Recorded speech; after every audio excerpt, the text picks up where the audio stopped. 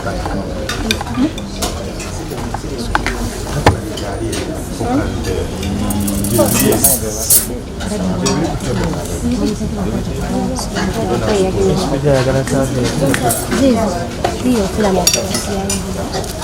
one?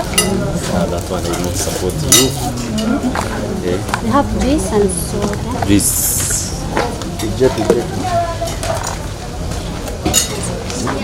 Moses tuteeka mu vidiyo yo bwe naayesangamu. Aha, ejiridde ddala. Amiina. Nako kateito. Juice or soda? Juice omusujja guneerumira nze juice irina gatumpana soda. Thank you. Lino ngira onyipayo ka juice nywako nga we tunyumyamu.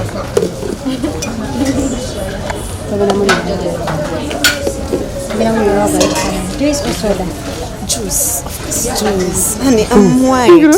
I'm white American, yeah. Got it. Mami, ono muyambe. Ekikopo. Mami, what my young? G256. Yeah. Traffic manager. Oh, it's right. Now to go. Members. Members. Emmere yange negwanfa. G256. Never know to be serious. Lwaki musekerera emmere ddala? Tesobola go. Yaba manager. Production manager.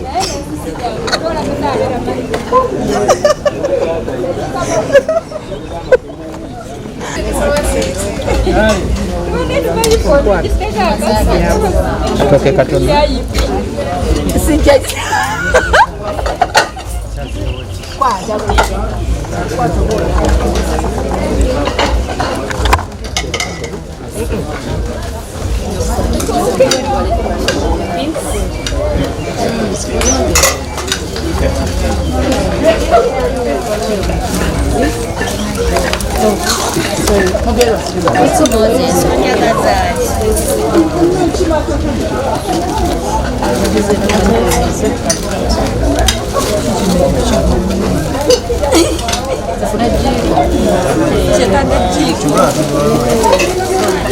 Despite of all that, njagala kubaako bensiima.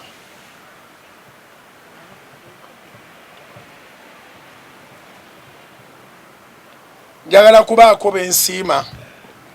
Twabasazeewo nga Human Resource Committee abateeka okubanga baweebwayo certificate ate nga certificate egenderako akasente.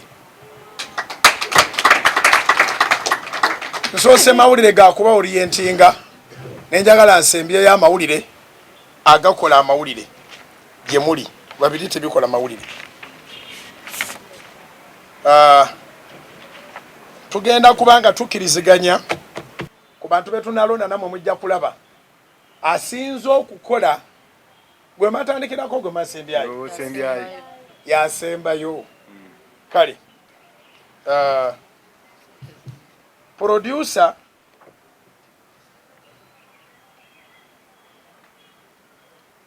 akoze obulungi nga assaayo omwoyo ku bya producinga era ng'omulaba bimuluma singa biba tebitambula ye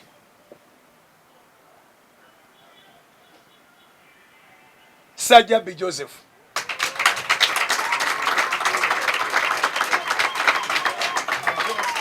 buli gwensoma agenda kuvaayo ayimire wali ne certificate tukube certificate yo oyimire wali n'oluvannyuma reward ya buli omu ajja kuba nga agifuna. Essence mu musanyukireko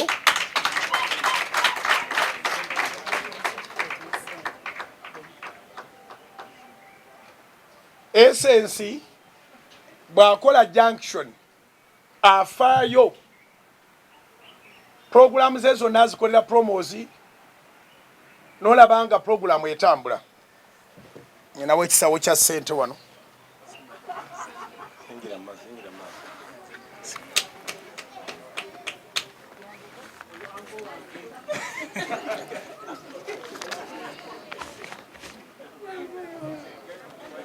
Joseph Essence oba Sajjabi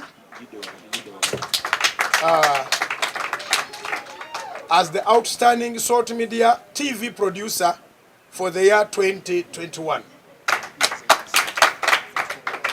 N'emitwalo 5 kashi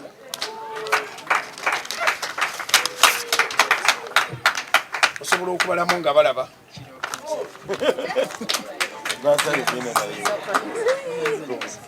Ebisigadde owa kamera wali taliiwo. Emitwalo 5 gibadde gya cash teziriiko lukiiko for the best work done. Kusayiningiddwako general manager ne MD. Addako simanyi wena bitadde mu birabo. Addako ye Godfrey tumwebaze as the outstanding salt media social media content promoter of the year 2021.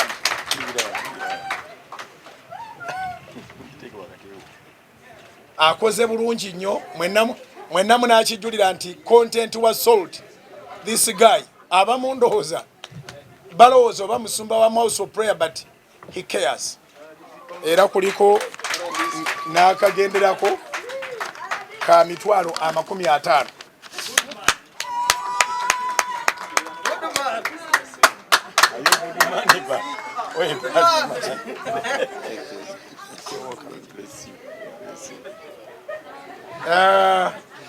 Nekuddako team esinza okukola programu yaayo. Buli muntu nakkiriza nti eyo team ekola programu. Ekyombo ky'omudigido. Ekyombo ky'omudigido baveeyo bonna. Mwanji Bob King Bukuku. David twemanyi. Gloria Kalabo. Tuyitaka. David Mwesige. Kale buli omu agenda kuba ne certificate ye newankubadde nga mukolanga team but we want to appreciate bana ekyombo ky'omudigido kyo tekibowa. Eno baluwayo ey'okwebaza certificate of appreciation. This certificate is proudly presented to Mwesige David for the outstanding salt media show ekyombo ky'omudigido for the year 2021. Bob King erinnya lyo twaliwandiise bulungi Mwanji Bob King bwe tuba twaliwandiise bulungi togala tunaabizaayo n'esente tuzizaayo lyeryo. Bob King ekyombo ky'omudigido. Kalabo Gloria buli muntu agenda n'emitwalo 5 mwebale effort yammwe. Bw'owuliriza engeri gye baproducingamu olucerupe olwa buli lunaku busikiti bwe bazannya buli lunaku nga lunaku kasikiti kalala you see 5 omukyala yabazi bakwatira eza David yasekwatira 5 ge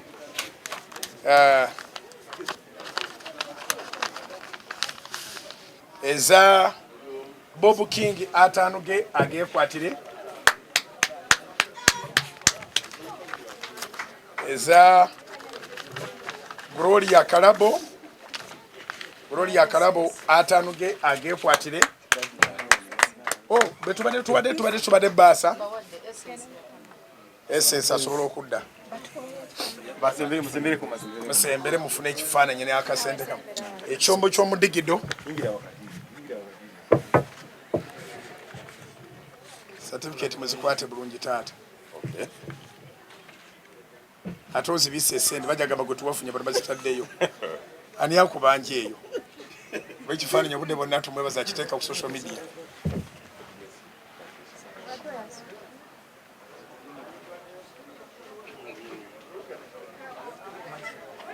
Basai addako mukyaliko bamuli mu kwewola nabagambye kuzeekolera si kuzeewola.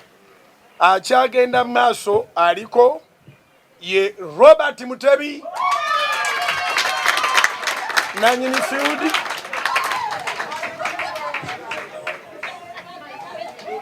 Robert Mutebi nanyini field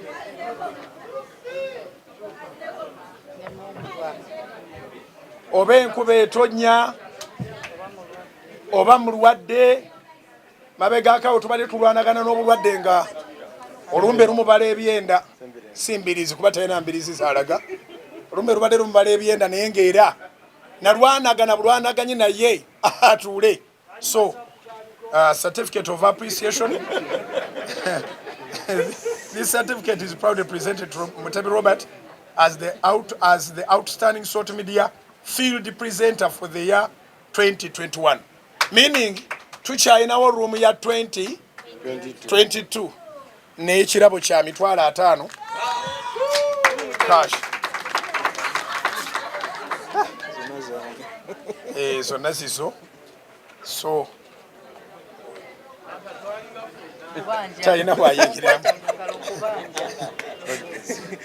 esatifuketi gikwate bulungi.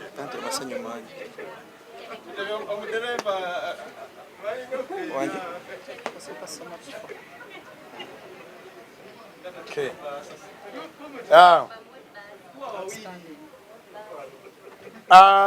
Outstanding omulala, the outstanding salt media TV host of the year 2021, Apollo Aniamuge.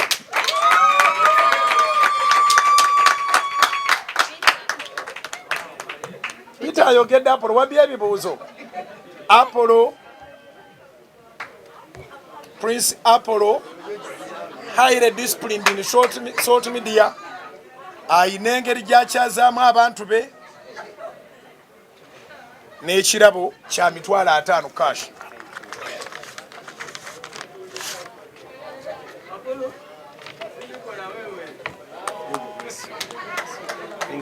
So this is 2021. You still have room to retain 2022 or they kick you. Thank you. Good work.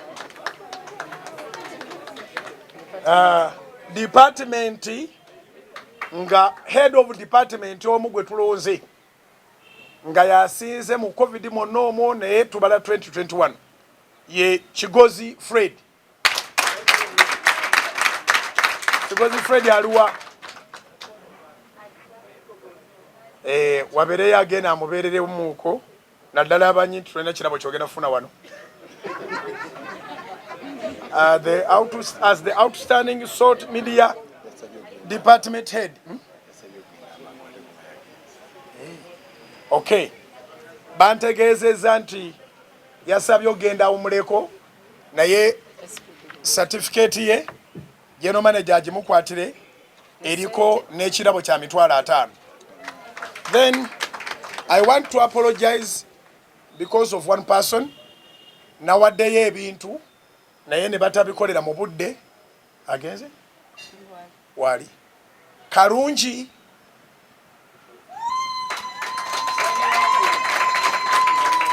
eryokubiri sinalyogera asobola okuba nga si oyo naye bwoli nti gwoze jangu Karungi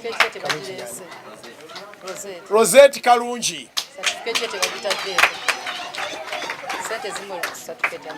Rosette Karungi teba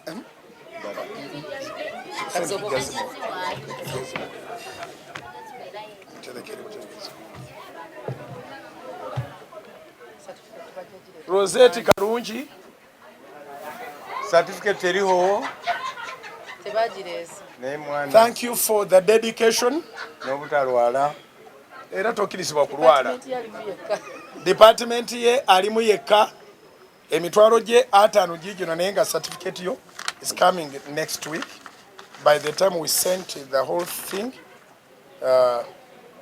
tewaliwo tetwasobola kugitereeza emitwalo gyo 5 kama gomsi Outstanding discipline as the outstanding salt media discipline star for the month of March. Tuvudde myaka month of March bakoze era it is a year bagenda ndoza certificate y'okugiddamu eno tujja giddamu batukole ndala tugisayininge. Muhammad Wamala asinga empisa gani ne empisa wano. Muhammad Wamala webale okubeera n'empisa ennungi.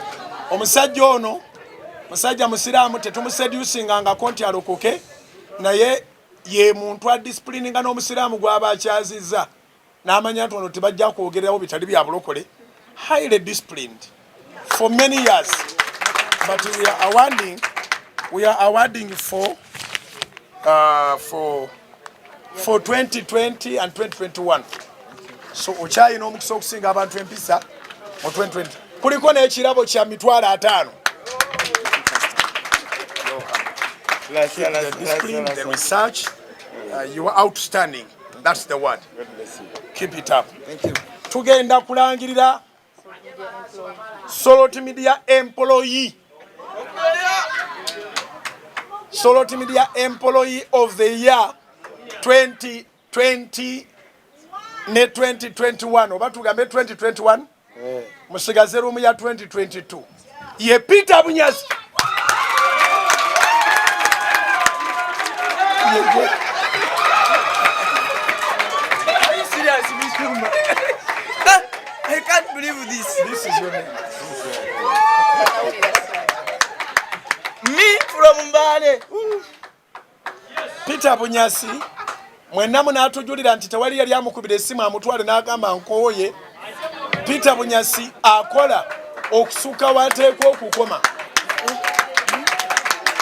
Peter Bunyasi yayingira muzibula atudde oyinza ogamba talina baavuga avuga abantu najja n'akola olugisu lwe. He's a presenter, he's a church member. Asaba y'omu ku bantu bemanyi nti basabira bye bakola. So he's been here and there. You are going to be rewarded with 2 million shillings.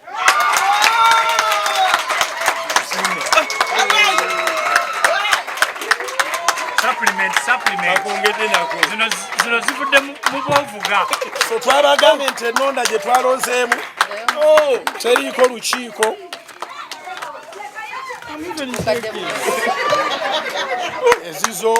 Ezizo zakubala bwe twazipanguludde.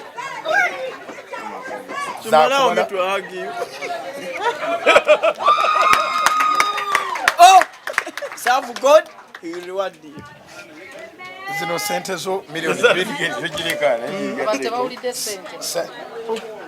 Peter Bunyasinga, outstanding staff, so outstanding Salt Media Employee of the Year 2021 with a reward of 2 million shillings. Oh, Papa,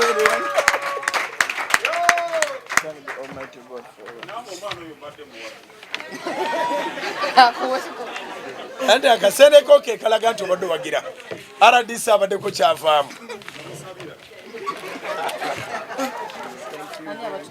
Bibaddemu okusaba ne hard work. So we want to encourage you. We are not only seeking to lay you off, we are also seeking to reward you if you work hard. Ono omusajja teyeemulugunya. Obeera baddemu omuvuma bw'omala n'akutwala. So ayinza obutajjika mu kifo kino naye lwana okuba nti oli wampisa nnungi. Twalonze abantu 11, abantu abo 11 eriwa gye tugenda okuddamu yawamala yeeno. Kigozi Fred. Okay, eyakalungi egenda kukolebwa. Malisa bona yayogereyo. Okay. Bunyasi omanyi omuntu awangula yaba akola bukozi. Sirowooza nti aba akolera bwe biti. Bino bijja buzi. So bw'abanga alina obusobozi obwogera kati ayogere kyagala okwogera. I have nothing much to say. May glory and honor be to God. I don't think I deserve this. But glory and honor to be the Almighty God. Omusumba wanyala nange yange. Wanyala ukole emirimu. Amina. So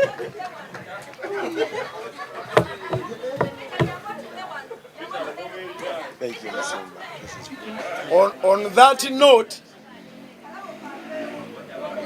on that note, you wanted to say something?